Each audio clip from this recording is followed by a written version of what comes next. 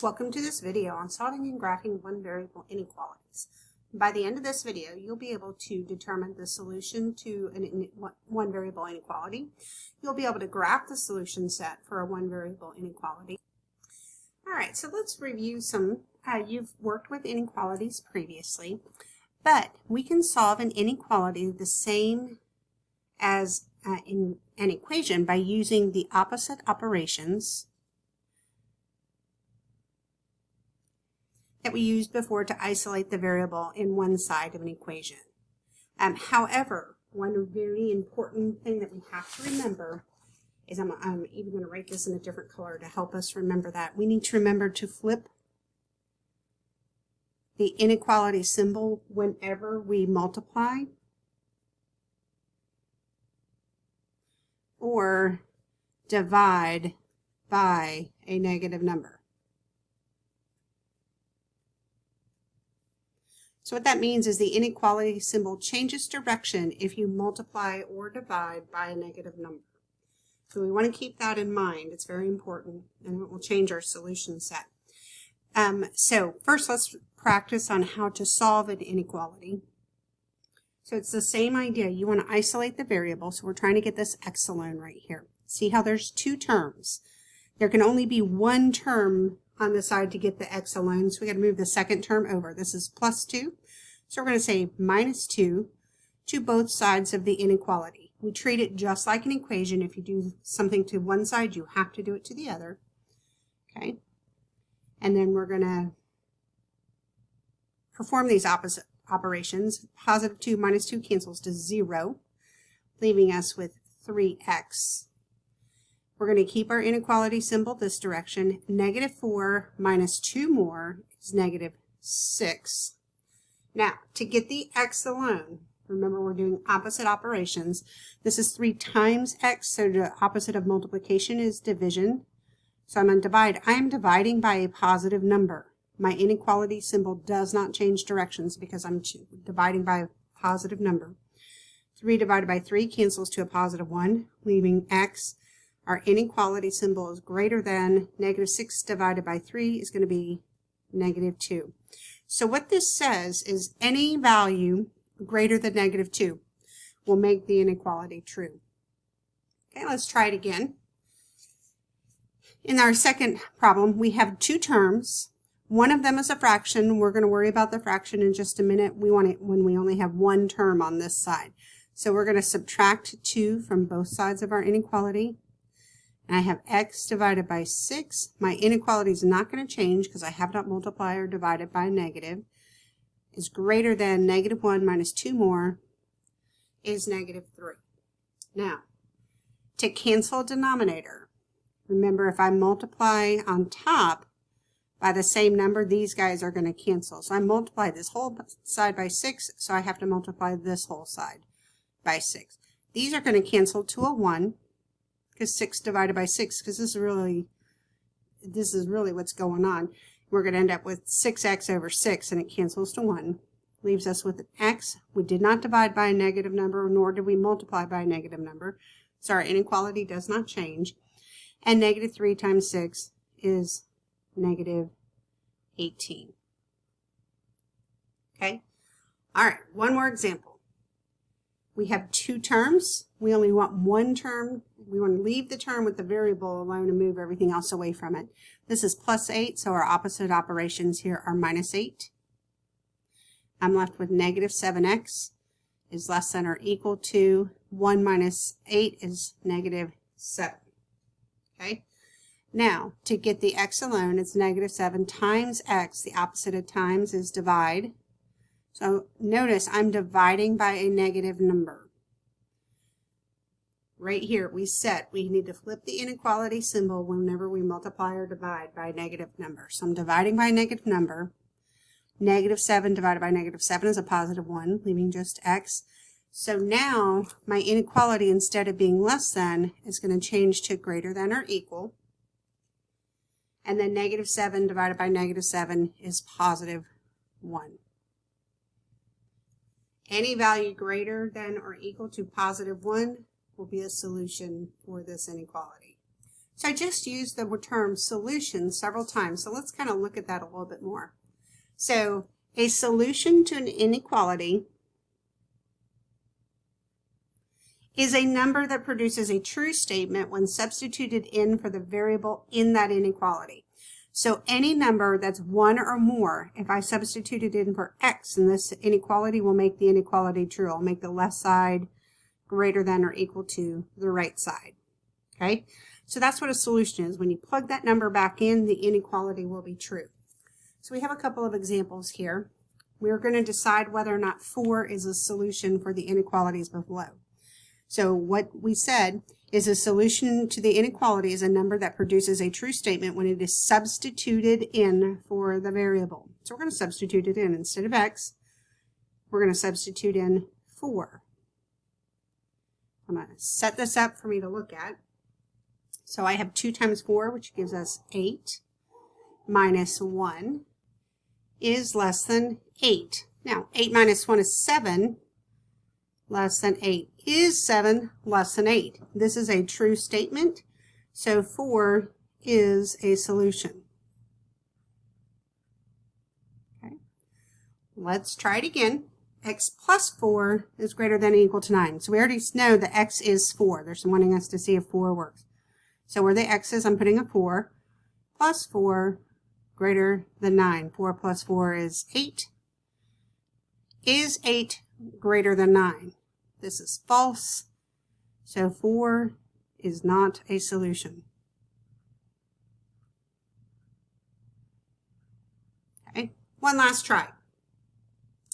Substitute in the 4 minus 3 greater than or equal to 1. 4 minus 3 is 1. Is 1 greater than or equal to 1? This is true, so 4 is a solution. Okay, so now that brings us to the very last part on these notes on the front. If this had not been an also equal to, if it had just been a greater than, then 4 would not have been a solution because 1 is not greater than 1. So that leads us to this next part when we start graphing these. So a solution to a linear inequality, one variable inequality, is a set of points on a number line that represents all solutions of the inequality. And so we're going to graph this. And the way we're going to say what numbers are we allowing and what numbers are we not allowing is through shading. And the shading has to start somewhere. Okay? And so that's going to be when we solve these, that's where our shading will start. But if it's not an equal to, we're going to use an open circle. Just meaning it's literally just an open circle, and that means it does not include the circled value.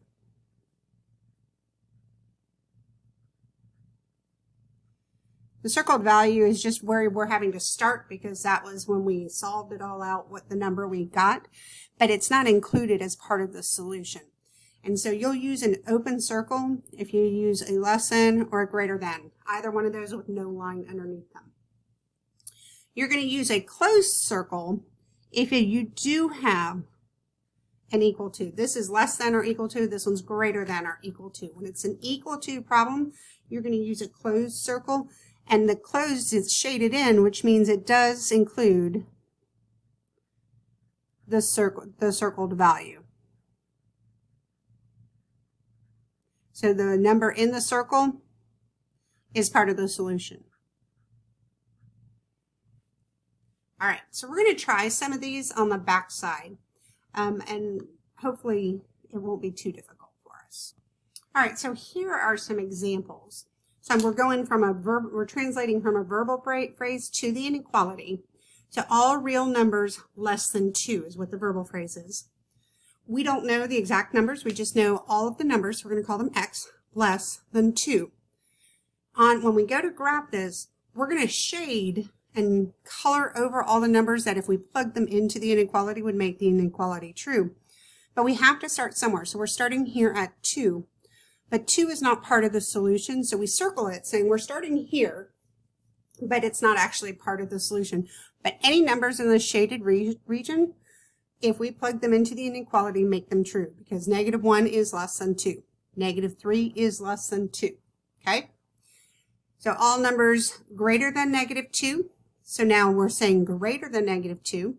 -2 is still not included because it's not underlined, so we used an open circle. And we're shading to the right here because it said greater than. So in greater than is to the right. All real numbers less than or equal to 1. Okay, so less than or equal. So here we have the closed circle, and less than or equal numbers that are less than 1 are to the left. So we shaded to the left. And our final example, all real numbers greater than or equal to 0. So we say all real numbers greater than or equal to. It's included. 0 is included as one of our solution possibilities. If we plug 0 in, 0 is greater than or equal to 0. So we're okay there. That's why we're including it. And anything greater than that, any number bigger than 0, including 0, is a solution. Now, usually this is what it's going to look like. Is you're going to be given a problem, asked to solve it, and then you're going to need to graph it or identify the graph for it. So let's go ahead and start solving. We have a fraction right here with our variable in it, and we have 2 terms going on this side of the inequality. We only want 1 term on that side so we can get to our variable. So we have a -5, so let's add 5 to both sides of the inequality. We treat it kind of like an equation. These 5s cancel out, and you're left with x divided by -8 is less than 2 plus 5 is 7. Okay? Now, in order to get the x alone, we are going to have to get rid of the denominator. So the way to get rid of the denominator is multiply by whatever the denominator is so that it will cancel. And I'm going to do this in a different color to warn us because there's something we have to pay attention to. That's a -8. I am multiplying by a negative number. And remember, if you multiply by a negative number, your inequality is going to change direction. So I'm just going to change its direction here so I don't forget about it. If I multiply the left by -8, let's also multiply the right by -8. These -8s cancel to 1, leaving just x. 7 times -8 is -56. Okay? Now, notice on these number lines up here, we have all of the numbers. Really what I need from you is choose one of the kind of middle numbers, and our important number was -56, so I'm going to put them right there. Now I need to ask myself whether or not I need to open or close circle. It is a greater than with no equal to. So it says we're starting at -56, but we're not including it in our solution set. And then greater than is to the right. So we're going to shade all of these numbers to the right. And you need to put an arrow on the end to say we're always going to keep going to the right, because any number to the right, it doesn't just stop right here. It's any number forever and ever to the right will make that inequality true if it's plugged in. All right, let's try again on number 2. We have 2 terms. So we need to have the variable term by itself so we can get x by itself. So let's move this constant over. It's -5. So we're going to say +5 to both sides. And we have -2x is less than or equal to 19 plus 5 is 24. Okay. Now to get x alone, we're going to have to divide by -2. That's a danger you got to pay attention to. We're dividing by a negative number. Divide by -2. Okay. And that is going to change our inequality symbol. So now it's going to be a greater than or equal to instead of a less than or equal to. The -2 divided by -2 cancels to a +1, leaving the x. 24 divided by -2 is -12. Okay, so our important number is -12. This is an equal to problem. That means we're going to use a closed circle this time, saying we're including this -12 as a solution. If we plug it in, -12 is greater than or equal to -12. And then we need greater than, so numbers greater than are to the right. And it's any number to the right. So we got to put that arrow on the end saying we're going forever and ever and ever to the right. Okay, try a couple more. So 3 minus 4x is less than 31. So I have 2 terms. Here's my variable term. I'm not going to move my variable term. I'm going to move my constant. That's a positive 3, so I'm going to say minus 3. 3 minus 3 cancels, leaving us negative 4x is less than 31 minus 3 is 28. Okay. Now to get x alone, that is negative 4 times x. That means we have to divide, and it said dividing by a negative number. So what I have to remember is that's changing my inequality symbol to the opposite direction. Negative 4 divided by negative 4 is 1, leaving x. 28 divided by negative 4 is negative 7. Our important number is negative 7. It's not included because this is not an inequality that's equal to. And we're shading greater than. Greater than is to the right. Be sure to stick the arrow on it because it's any number to the right starting at negative 7 but not including negative 7. All right, one final one. Go ahead and pause the video. Try it all on your own and come back and check to see how you did. All right, so we moved the 5 over because we have 2 terms here. One of them has a variable, so leave the variable term alone, move the constant away. And we had 3 over 4x was greater than 6. There's a couple different ways we could have handled this. I handled it by multiplying by the denominator because that gets rid of the denominator, leaving 3x is greater than 24. Then divide by 3 on both sides. I'm not dividing by a negative number, so I did not change the direction of the inequality. It stays the way it's supposed to, the original way. And we have x is greater than 8. 8 is not included, so I used an open circle, and greater than is to the right. Hopefully that was helpful. Let me know if you have any questions. See you in class.